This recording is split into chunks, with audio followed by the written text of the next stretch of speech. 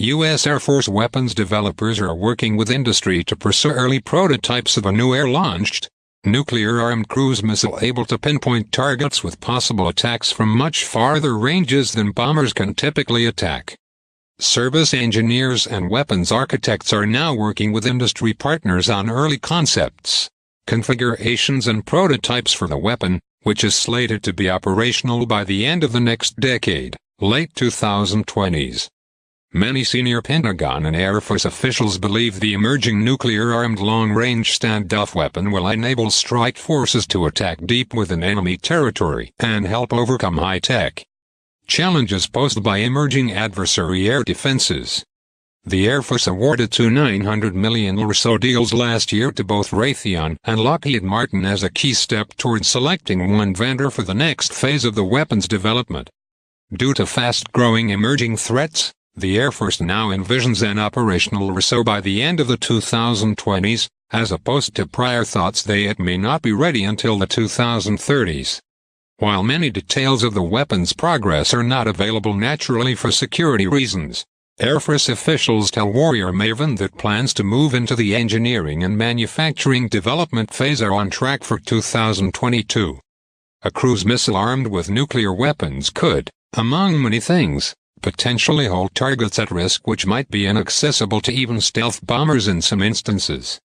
As a result, senior Air Force leaders continue to argue that engineering a new, modern long-range standoff weapons with nuclear capability may be one of a very few assets, weapons or platforms able to penetrate emerging high-tech air defenses. Such an ability is, as a result, deemed crucial to nuclear deterrence and the commensurate need to prevent major power warfare.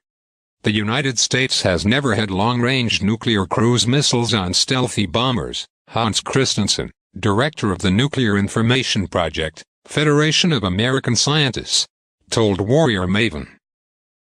Therefore, in the event of major nuclear attack on the U.S., a standoff air-launched nuclear cruise missile may be among the few weapons able to retaliate and, as a result, function as an essential deterrent against a first-strike nuclear attack.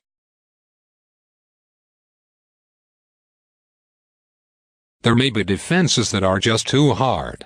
They can be so redundant that penetrating bombers becomes a challenge.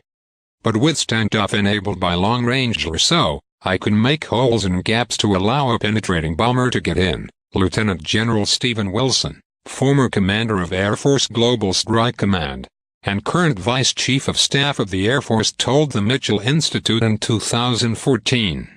At the same time, some experts are raising concerns as to whether a nuclear-armed cruise missile could blur crucial distinctions between conventional and nuclear attacks, therefore potentially increasing risk and lowering the threshold to nuclear warfare. We have never been in a nuclear war where escalation is about to happen and early warning systems are poised to look for signs of surprise nuclear strikes. In such a scenario, a decision by a military power to launch a conventional attack, but the adversary expects and mistakenly interprets it as a nuclear attack, could contribute to an overreaction that escalates the crisis, Christensen said. Potential for misinterpretation and unintended escalation is, Christensen said, potentially compounded by the existence of several long-range conventional cruise missiles, such as the Tomahawk and JASSM. Also, in future years, more conventional cruise missiles and hypersonic weapons are likely to emerge as well, creating the prospect for further confusion among potential adversaries, he explained. Stealthy bombers equipped with numerous stealthy RSOs would, in the eye of an adversary, be the perfect surprise attack weapon, Christensen said. However, senior Air Force and Pentagon weapons developers, many of whom are strong advocates for the RSO, believe the weapon will have the opposite impact of increasing prospects for peace, by adding new layers of deterrence. RSO will limit escalations through all stages of potential conflict, Robert Scher, former seconds of Defense for Strategy, Plans and Capabilities, told Congress in 2015, according to a report from the Federation of American Scientists. In fact, this kind of thinking is analogous to what is written in the current administration's Nuclear Posture Review which, among other things, calls for several new low-yield nuclear weapons options to increase deterrence amid fast-emerging threats. While discussing these new weapons options, which include a lower-yield submarine-launched nuclear weapon, Defense Secretary James Mattis told Congress the additional attack possibilities might help bring Russia back to the negotiating table regarding its violations of the INF Treaty. The LRSO will be developed to replace the aging AGM-86B air-launched cruise missile or ALCM, currently able to fire from a B-52. The AGM-86B has far exceeded its intended lifespan, having emerged in the early 1980s with a 10-year design life, Air Force statement said. Unlike the ALCM, which fires from the B-52, the LRSO will be configured to fire from B-2 and B-21 bombers as well, service officials said. Both the ALCM and LRSO are designed to fire both conventional and nuclear weapons. While Air Force officials say that the current ALCM remains safe, secure and effective, it is facing sustainment and operational challenges against evolving threats.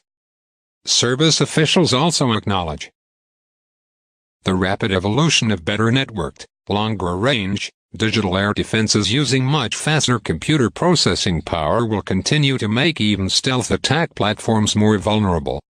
Current and emerging air defenses, such as Russian-built S-300 seconds and S-400 seconds, are able to be cued by lower-frequency surveillance radar, which can simply detect that an enemy aircraft is in the vicinity, and higher-frequency engagement radar capability.